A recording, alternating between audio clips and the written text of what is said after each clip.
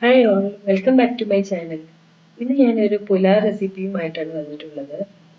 ഒരു sweet corn പുലാവാണ് ഉണ്ടാക്കുന്നത്. ഈ പുലാവ് നമുക്ക് കുട്ടികൾക്കൊക്കെ ലഞ്ച് ബോക്സിൽ പെട്ടെന്ന് തയ്യാറാക്കി കൊടുക്കാൻ പറ്റുന്ന ഒരു പുലാവാണ്. മാത്രമല്ല സ്വീറ്റ് കോൺ ഒക്കെ ആയതുകൊണ്ട് കുട്ടികൾക്കൊക്കെ നല്ല ഇഷ്ടമാവും ചെയ്യും. അപ്പോൾ ഇതെങ്ങനെ ഉണ്ടാക്കുന്നതെന്ന് നമുക്ക് വീഡിയോ ഒന്ന് കണ്ടു നോക്കാം. ഈ കോൺ പുലാവ് ഉണ്ടാക്കാനായിട്ട് ഒരു പ്രഷർ കുക്കർ സ്റ്റൗവിൽ വെച്ചിട്ടുണ്ട്. ഇതിലോട്ട് ഒരു 1.5 ടേബിൾ സ്പൂൺ നെയ്യ് ഇട്ട് കൊടുക്കുകയാണ്. നെയ്യിന് പകരം ഓയിൽ വേണമെങ്കിലും ഉപയോഗിക്കാം, അല്ലെങ്കിൽ രണ്ടും കൂടെ മിക്സ് ചെയ്തിട്ട് ഉപയോഗിക്കാം. ഇനി ഇതിലോട്ടൊരു ബേ ലീഫ് ഇട്ട് കൊടുക്കുകയാണ്.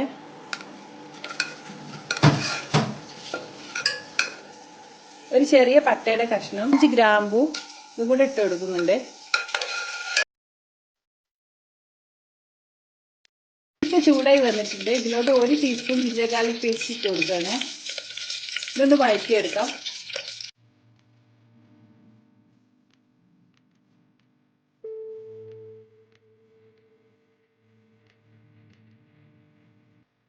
ഒരു വലിയ സവാള സ്ലൈസ് ചെയ്തതാണ്, ഇതും കൂടി ഇതിലോട്ട് ഇട്ട് കൊടുക്കാം.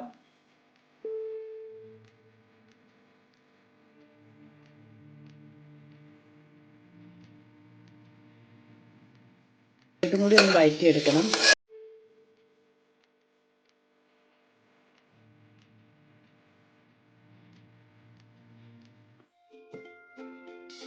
കുറച്ച് ഉപ്പ് ചേർത്ത് കൊടുക്കണം.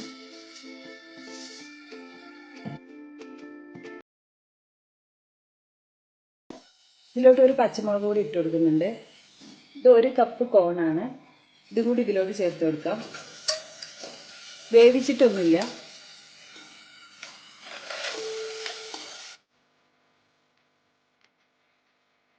ഒരു 1/4 കപ്പ് ക്യാപ്സിക്കം കൂടെ ചേർത്ത് കൊടുക്കാം.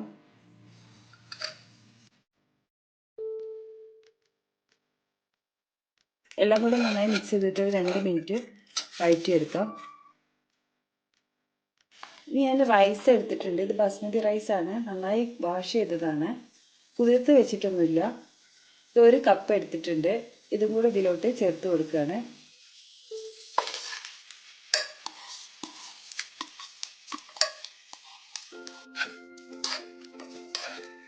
ഇതും കൂടെ നന്നായി ഒന്ന് മിക്സ് ചെയ്തിട്ട് ഈ അരി ഒന്ന് റോസ്റ്റ് ചെയ്തെടുക്കാം.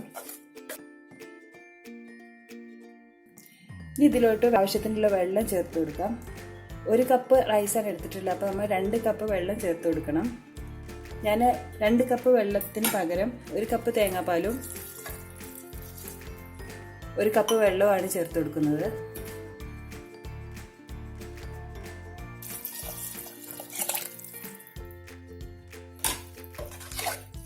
വേണമെങ്കിൽ ഇത് ഫുള്ളായിട്ട് തേങ്ങാപ്പാൽ എടുക്കാം, അതല്ലെങ്കിൽ ഫുള്ളായിട്ട് വെള്ളം എടുക്കാം.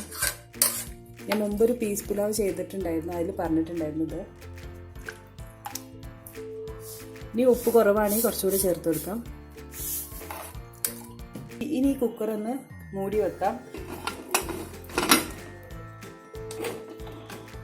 ഇനി ഈ കുക്കർ ഹൈ ഫ്ലെയിമിൽ 2 വിസിലായാൽ ഓഫ് ചെയ്തിട്ട് പ്രഷർ പോയതിനു ശേഷം നമുക്ക് തുറന്ന് നോക്കാം.